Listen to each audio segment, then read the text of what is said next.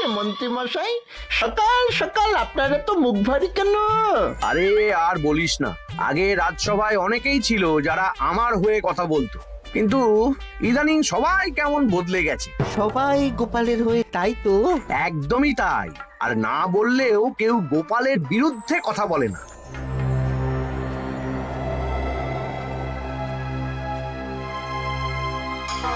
কি মন্ত্রী মশাই, আজকাল তো আমার কথা আর মনেই পড়ে না, ভুলে গেছেন নাকি? আরে না না ভগবান, তুমি হলে আমার তুরুপের তাস। ঠিক সময়ে ঠিক সুযোগ এলে তোমাকেই ডাকবো। একটু দেখবেন। হ্যাঁ হ্যাঁ, আরে নিশ্চয়ই নিশ্চয়ই। এই চলি রে, আবার রাজসভায় যেতে হবে।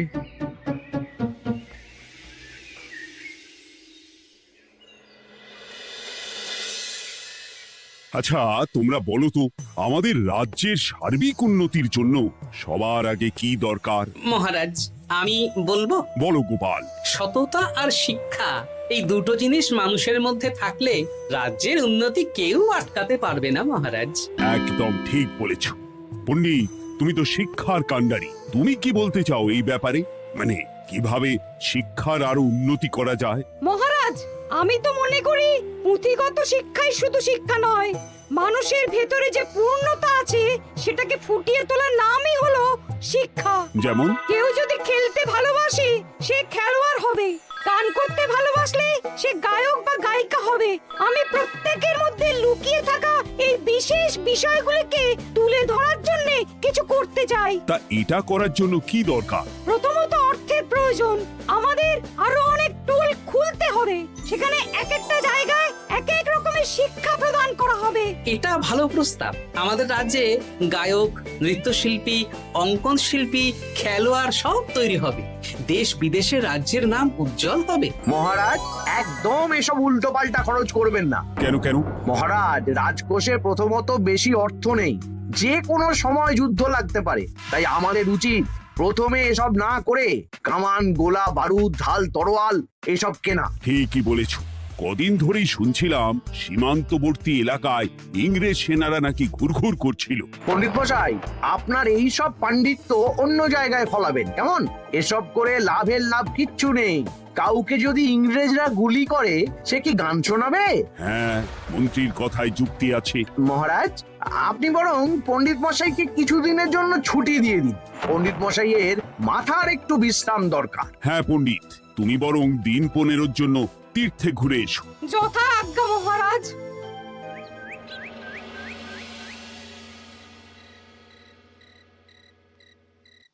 শোনো ভগবান, সকালেই তুমি কাজের কথা বলছিলে, আমি এমন ছক কষেছি কালকে থেকেই তোমার জন্য একটা ভালো বেতনের কাজ জোগাড় করে দেব। শুধু যা বেতন পাবে তার অর্ধেক আমাকে দিতে হবে, কেমন? রাজি রাজি। কি কাজ বলুন? শোনো, বাহ বাহ, দারুণ দারুণ, হয়ে যাবে কাজ।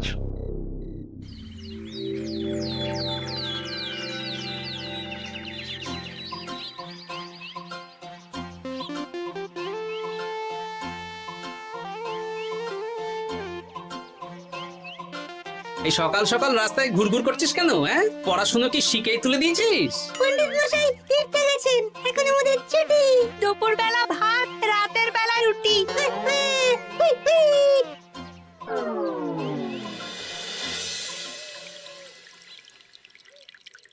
মহারাজ, গতকাল পণ্ডিতকে ছুটি দিলেন আর আজ পাঠশালার সব ছাত্রছাত্রী সকাল থেকে ঘুরঘুর করছে। এ কি, তাহলে তো মুশকিল। মুশকিল আসান করার রাস্তা আমার কাছে আছে মহারাজ। আমার সন্ধানে এমন একজন পণ্ডিত আছেন যিনি বহু ভাষাবিদ, অনেক পাণ্ডিত্য, দেশ বিদেশে শিক্ষাদান করেছেন। কিন্তু তাকে আমরা পাবো কোথায়? তিনি কৃষ্ণনগরে ঘুরতে এসেছেন, শুধু ওনাকে বেতনটা একটু বেশি দিতে হবে। এবং তিনি এই রাজ্যের যে কোনো মানুষের চেয়ে বেশি শিক্ষিত, তার পড়ানোর ধরনই আলাদা। সে কোথায়? আমি তাই ওনাকে আজকে রাজসভায় আসতে বলেছি। মহারাজ, আপনার সাথে একজন দেখা করতে এসেছেন। দেখুন মহারাজ, বলতে না বলতেই হাজির। ওনাকে ভিতরে আসতে বলো। আচ্ছা মহারাজ।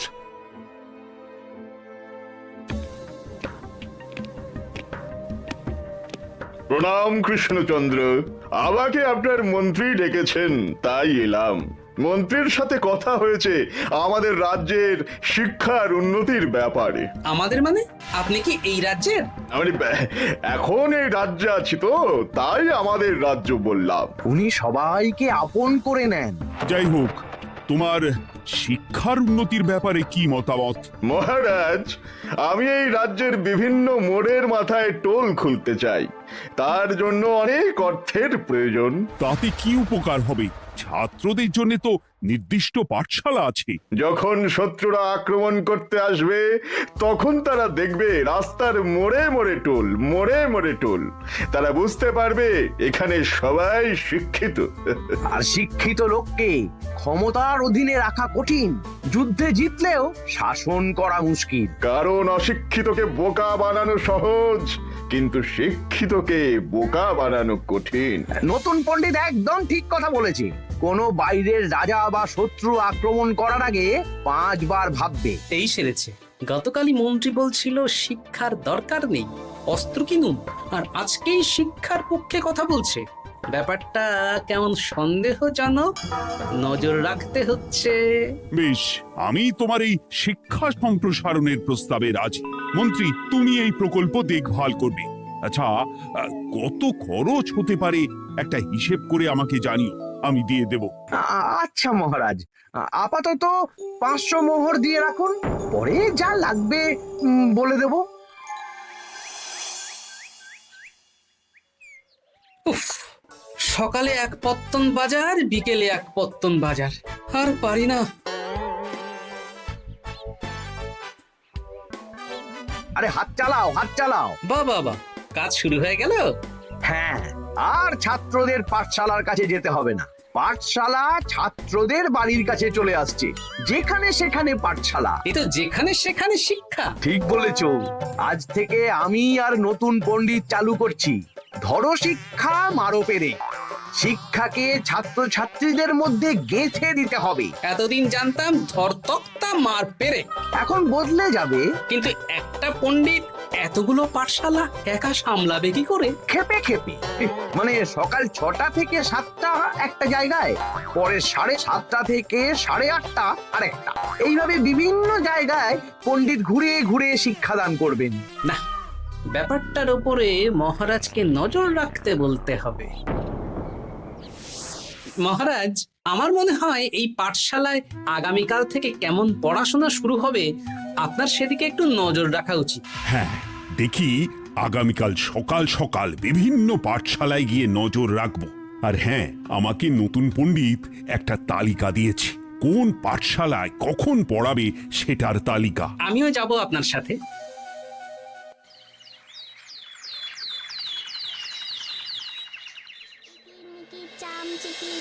কাটা মজুমদার ধে এলো দামোদর, দামোদরের হাঁড়ি কুড়ি, দুয়ারে বসে চাল কুড়ি। দেখি কুটি, তোরা এই কিরমিকির খেলছিস? নতুন পণ্ডিত কোথায়? উনি তো এই মাত্র দক্ষিণের পাঠশালায় গেলেন। ন্যাপলা আর গুলটে আজ থেকে ওখানেই গেছে। ওদের দুজনের বাড়ি কাছাকাছি তো, তাই। আচ্ছা চলো তো গোপাল, দক্ষিণেই গিয়ে দেখি।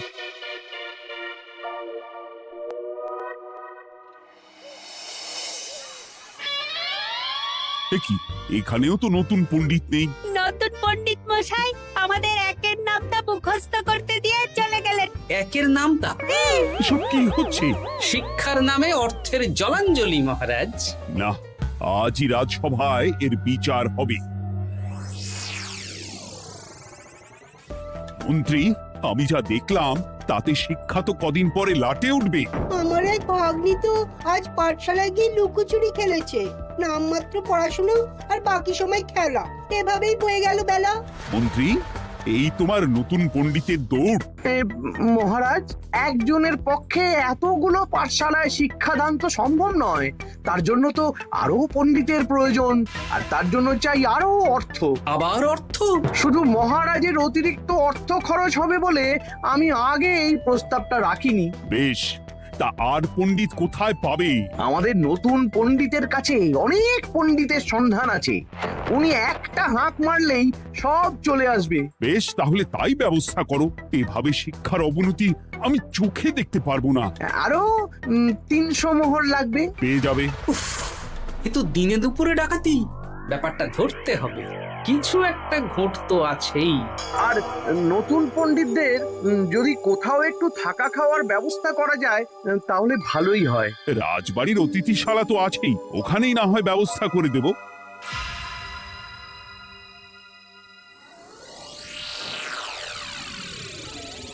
শোন বটা ঘটা আর কেলে পচা, তোদের এইবার এই ভগবানের মতন শিক্ষাদান করতে হবে। আরে আমি তো শিক্ষা বানানই জানি না। সে না জানলেও হবে, শুধু দাড়ি গোফ লাগিয়ে নকল পণ্ডিত সেজে কালকে থেকে পাঠশালায় যেতে হবে। কাকে কোথায় যেতে হবে সব আমি বুঝিয়ে দেব। আচ্ছা,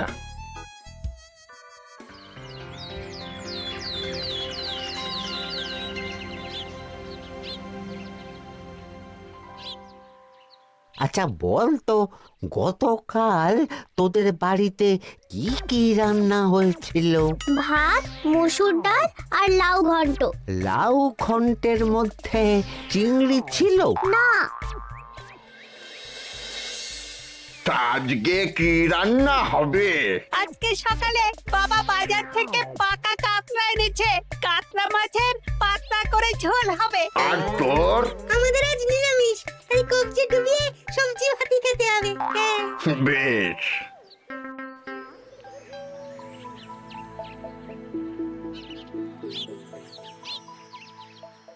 বল, আজকে তোরা কি কি শিখলি? আমি লাউ ঘন্ট। আমি সবজি ভাত। আমি কাতলা মাছ। কি বলছিস কি? আজকে তো পাঠশালায় এই সব আলোচনাই হয়েছে। এবারে ব্যাপারটা একেবারে সহ্য সীমার বাইরে চলে যাচ্ছে। দাদু, আমাদের আগের পণ্ডিত মশাই ভালো ছিলেন। উনি কোথায় চলে গেলেন? মন্ত্রী মশাই ছলে বলে কৌশলে ওনাকে তীর্থে পাঠিয়েছেন। না, এখন আমাকে মন্ত্রী মশাইয়ের উপরে নজর রাখতে হবে।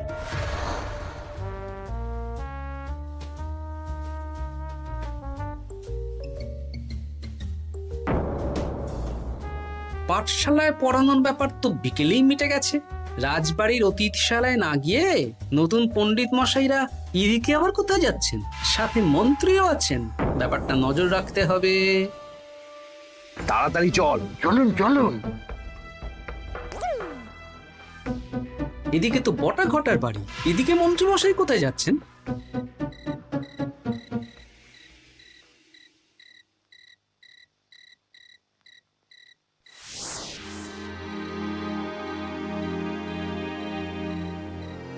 তারপর তোমরা আজ সবাইকে কি শিক্ষা দিলে? শিক্ষা? সে আমাদের শিক্ষা নেই, চুরি করে দিন চলে। আমি কি করে শিক্ষা দেব? আরে ছাইপাশ দাড়ি গোঁফ থাকলে কি কুটকুট করে। যা বলেছিস বটা। আরে আরে আহারে করছিসটা কি? ভালো রোজগার পাতি কি তোদের সহ্য হচ্ছে না নাকি? ভগবানকে দেখ, সেই কবে থেকে দাড়ি গোঁফ লাগিয়ে পণ্ডিত মশাই সেজে আছেন। আমারও প্রথম দিন একটু সমস্যা হচ্ছিল, এখন সামলে নিয়েছি। আর আমাদের এই সব আলোচনা একদম করা উচিত না। বলছি মন্ত্রীমশাই, আমি কি শুধু এই পাঠশালাতেই পণ্ডিতের অভিনয় করব, নাকি রাজসভায় বসার সুযোগও পাবো? কালকেই এই ব্যাপারটা দেখছি। আগে তোমাকে রাজসভায় ঢোকাবো, তারপর এক এক করে বটা ঘটা কেলে পচা সব আমার দলের লোককে রাজসভায় ঢুকিয়ে নেব। আর রাজসভার বাকি সদস্যদের ফাঁকা করে দেবেন। একদম তাই। মহারাজ সহজ সরল মানুষ, এটাই একটা বড় সুবিধা। আচ্ছা, এই ব্যাপার। ঠিক আছে, আমি কদিন পরে ঠিক সময়ে একদম হাটে হাড়ি ভাঙবো।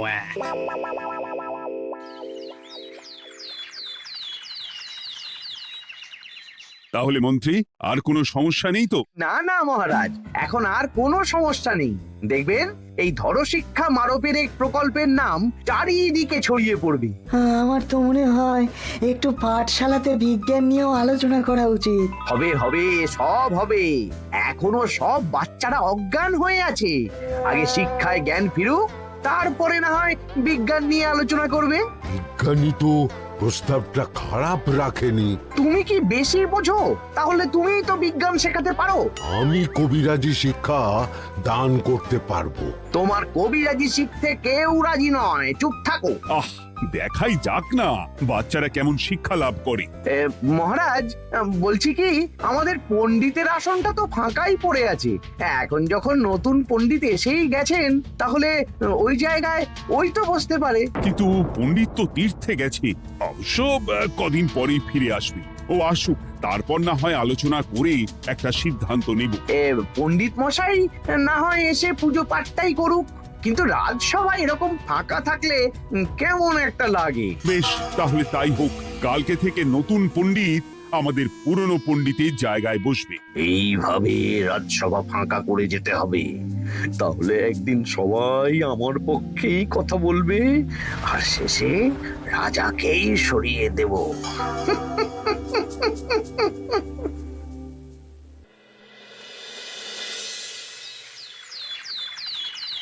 মহারাজ, সর্বনাশ হচ্ছে চারিদিকে। চলুন চলুন, আমি পুরো বিষয়টা ধরে ফেলেছি। কি ধরে ফেলেছো? শিক্ষার নামে ষড়যন্ত্র চলছে মহারাজ। রাজসভায় চলুন, সব বলছি। আচ্ছা আচ্ছা, আসছি।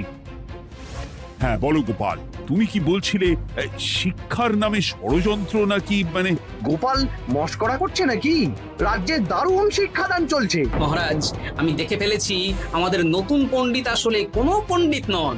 ইনি আপনাকে, আমাদের সবাইকে বোকা বানাচ্ছেন। তাই নাকি? ডাকো দেখি নতুন পণ্ডিতকে। এই তো মহারাজ, আমি চলে এসেছি। এই তো, ইনিই বদমাশি করছেন, শিক্ষার্থীদের ভবিষ্যৎ নিয়ে খেলছে। এই বল, আসল কথাটা বল। কি বলবো, এসব ভাড়ামো বন্ধ করো গোপাল। না বললে আমি কিন্তু ধুতি খুলে দেব। এই এই আরে কি হচ্ছেটা কি? এই এই এই এই সরো তো, সরো সরো। ব্রুম, ব্রুম, ব্রুম, কি হলো? কি হলো? ব্রুম, ব্রুম, ব্রুম। এই সেরেছে, গোপাল এসব কি বলছে? বলুন। ভুল বকছে কেন? ব্রুম, ব্রুম, গোপাল, তোমার কি হলো গো? কি বলছো তুমি? আমার কাছ বৈদ্য, তুমি একটু দেখো তো গোপাল ঠিক আছে তো?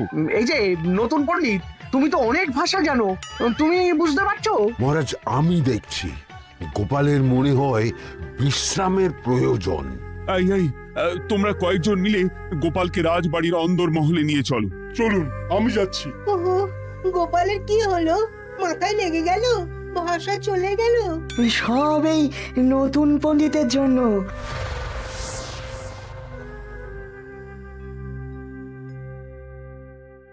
ভাল খাচ কাচ হায়ন মাস্টার কাচ। মহারাজ, আমার মনে হচ্ছে গোপালের বাইরে থেকে কিছু হয়নি, ভিতর থেকে কিছু হয়েছে। নারী স্পন্দন, হৃদস্পন্দন সব ঠিক আছে। আমার বড় যাব ভ্রম। কিন্তু গোপাল কি ভাষা বলছে বোঝা যাচ্ছে না। নতুন পণ্ডিত, একবার চেষ্টা করে দেখো না। আমার কাছে হয় না। এসব তো আমি কিছুই বুঝতে পারছি না মহারাজ। আপনি যে এত দেশ বিদেশে ঘুরেছেন, আপনি বুঝতে পারছেন না? এ আমার এখতিয়ারের বাইরে। তোমার বাকি পণ্ডিতদের নিয়ে আসো তো, যারা পাঠশালায় পড়ায়। আমি বুঝতে পারছি না, বটা ঘটা কেলে পচা কি বুঝবে? আমার বড় যাব ভ্রম। চপ করো ঘট, নল খাবো মরব। কিছুই তো বুঝতে পারছি না। রাজসভায় কাউকে না দেখতে পেয়ে এখানে এলাম। ওই তো আমাদের পুরনো পণ্ডিত চলে এসেছে। শুনলাম গোপালের নাকি কি হয়েছে। এই পণ্ডিত, তুমি দেখো তো গোপালের নতুন ভাষা উদ্ধার করতে পারো কিনা। কি গোপাল, তুমি কি ভাষায় কথা বলছো? আমার মতর ভাষ কথা বলো। ওই দেখো আবার কি সব বলছে। আমো বোঝো তো পড়ছো, সবার সাথে মস্করা করছো। তমো ঠক ধরছ। হ্যাঁ, এই পণ্ডিত, এটা কি ভাষা? ঘাবড়াবেন না মহারাজ, এটা পাতি বাংলা ভাষা। বাংলা ভাষা? গোপাল শুধু আকার ইকার উকার আর বেশিরভাগ স্বরবর্ণ বাদ দিয়ে কথা বলছে। মানে গোপাল তম কছ কছ বলো। আমার নাম গোপাল ভর। মহারাজ, গোপাল বলল আমার নাম গোপাল ভর। আমার অত বকন মহারাজ। এর মধ্যে আকার ইকার উকার এসব বসিয়ে দেখুন তো কি হয়। আমার নাম গোপাল ভাঁড়। আমার নাম গোপাল ভাঁড়। অত, আমি অত, বকা বোকা, নই মহারাজ। মহারাজ আমি অত বোকা নই মহারাজ। এই তো সুন্দর ধরে ফেলেছেন। কি কেমন দিলাম? দেখলে আমাদের রাজ্যে মন্ত্রী ধরে আনা পণ্ডিতের পাণ্ডিত্য। সব এক একটা গাধা। হ্যাঁ এ কি ভগবান, বটা ঘটা কেলে পচা। মহারাজ, এখান থেকে কি বুঝতে পারলেন? কি? শিক্ষার বাইরেও অন্যভাবে সমস্যার কি করে সমাধান করা যায়, তাও শুধুমাত্র উপস্থিত বুদ্ধি দিয়ে, যেটা আমাদের রাজপণ্ডিতের আছে। তা তো দেখতেই পাচ্ছি। আর সেই জন্যেই মন্ত্রী ওনাকে সরাতে চেয়েছিলেন, আর কিছুদিনের মধ্যে সব সভাসদদের সরিয়ে দিতেন। আমি সব মতলব শুনেছিলাম, আর এই দিনটার জন্য অপেক্ষা করছিলাম। আজকেই তো পণ্ডিতের তীর্থ থেকে ফিরে আসার কথা। তাই আজকে এই ছোট্ট নাটকটি করলাম। এবার মন্ত্রী আর এই 4 জন নকল পণ্ডিতকে আচ্ছা করে কারাগারে গিয়ে ধোলাই দাও। ধোলাই হলো ওনাদের জন্য উপযুক্ত এবং উচিত শিক্ষা। ওরে বাবারে, ওরে বাবারে, ওরে বাবারে, ওর মা গো।